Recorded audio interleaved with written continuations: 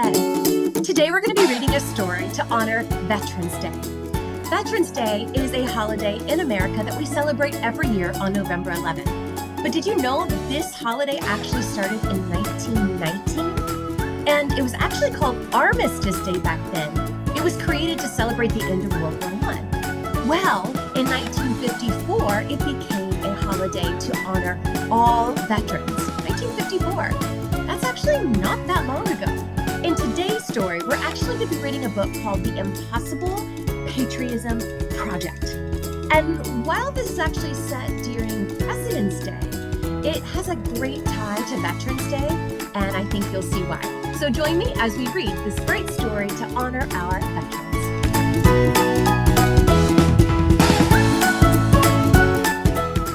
The Impossible Patriotism Project by Linda Skeers, pictures by Ard Hoyt. The Impossible Patriotism Project. Caleb slumped in his chair. Mrs. Perkins had just announced the class projects for President's Day. "Make something showing patriotism," he mumbled. That was way too hard.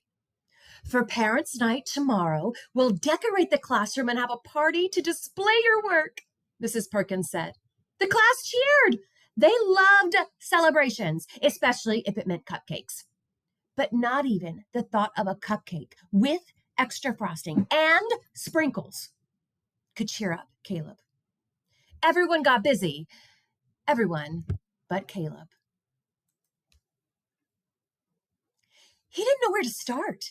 Patriotism wasn't something you could draw, like a tree or a spaceship or a crocodile. He was good at drawing crocodiles. Why couldn't they be having a crocodile celebration?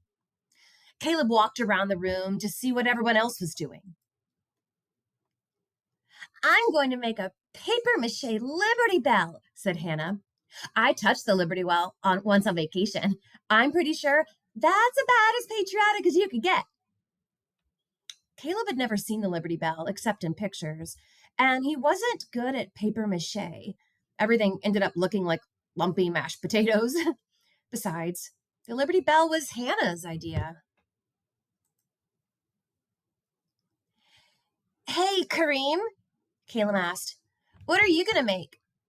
Kareem stopped sorting through his crayons. "A map of the United States," he said. "Each state will be a different color. When I grow up and become president, I'll have to know where all the states are. Even New Mexico and Iowa. I'll hang this map in the White House so I can keep them straight." He started coloring. "You have to be patriotic to be president. I think it's a law." Caleb still didn't have an idea for his project and wondered why he should bother. His dad didn't come to Parents' Night anyway. "What are you working on?" Caleb asked Jake. "Writing a poem about America," Jake said. "I don't think anything rhymes with America, though. Maybe I'll write a poem about the states." He started writing. "Wonder what's more patriotic, crates, gates, or skates?" Caleb slouched in his chair and frowned.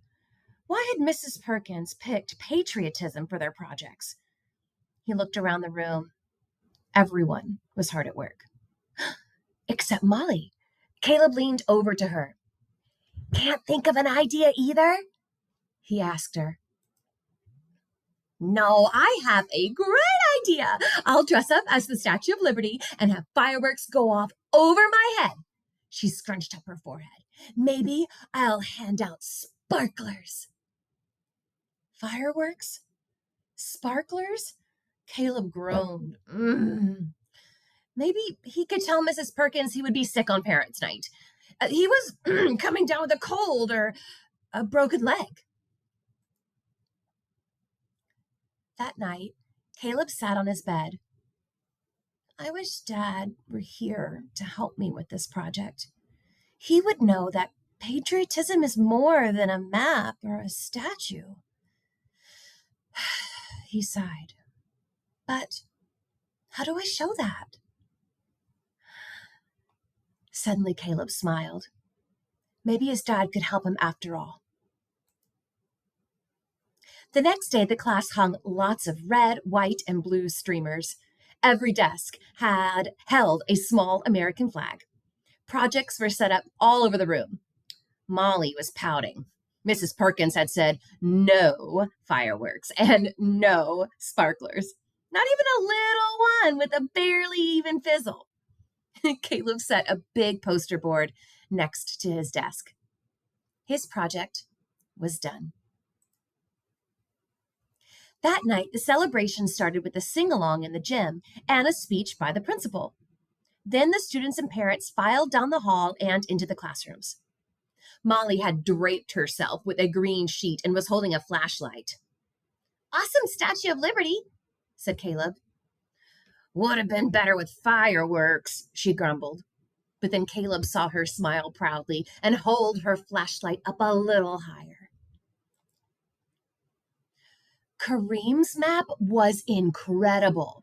He mixed colors together so all 50 states were different. Georgia was a color Caleb had never seen before. Hannah's papier-mâché Liberty Bell was nice and hardly lumpy at all. "What's going on over there?" asked Caleb's mom. A small crowd had gathered around Caleb's desk. "It's my project," whispered Caleb as they squeezed through the crowd. "Who is it?" asked Molly. "That's a picture of my dad in his uniform," Caleb said proudly. "Patriotism means going away from your family even if you have to miss parents' night. It means keeping everyone in the United States safe." He smiled and gently touched the picture. "My dad taught me to love my country. My dad is patriotism." "He would be so proud of you," whispered Caleb's mom. She hugged him right in front of everyone. Kareem unpinned his map from the bulletin board. He took a black crayon and wrote, "Thank you," in the corner. "Can you send this to your dad?" he asked. "Don't you need it for when you're president?" Caleb asked. "I'll make another one," he said, "after I get more crayons." Caleb tucked the map under his arm and looked around the room. His project had turned out fine. He couldn't wait to tell his dad about it.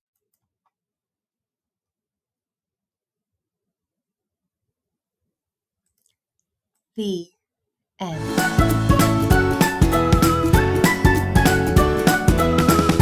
I love that story.